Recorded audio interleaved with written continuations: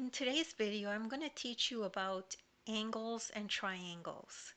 And sometimes we get a problem like this where they put in a variable and they try to mix you up to try to confuse you, but it's not confusing. I'm going to go through each step in detail so you will understand it.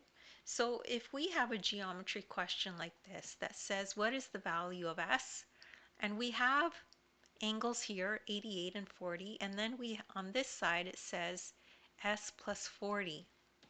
Well, don't get confused by that. The sum, just remember that the sum of the interior angle measures of a triangle is 180. So regardless of what is over here, we know that this angle plus this angle plus this angle equals 180. So we set the sum of the interior angles of the triangle to 180 degrees and then solve for the missing angle. So here we're trying to solve for s.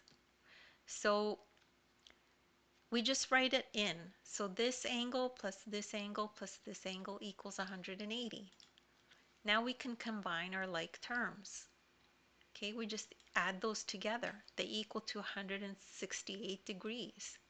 So now we could subtract 168 from both sides so that we can have s on its own here, and that'll give us the answer. So when we subtract 168 from here and 168 from here, s equals 12. So we know that s equals 12. So the angle measure is 52 because 12 degrees plus 40 degrees is 52 degrees. So we found s, then we added s plus 40 to give us the measure of the angle. Okay, and that's all there is to that problem. And don't worry if you don't understand that right away. You could just rewatch the video. As well, you could take a look at the description. There's a link there to my ebook that you could download. In the ebook, you'll find a link to this video, and you can follow along in the ebook as you watch the video. As well, in the description, I have links there to other videos of mine that I've done that are similar.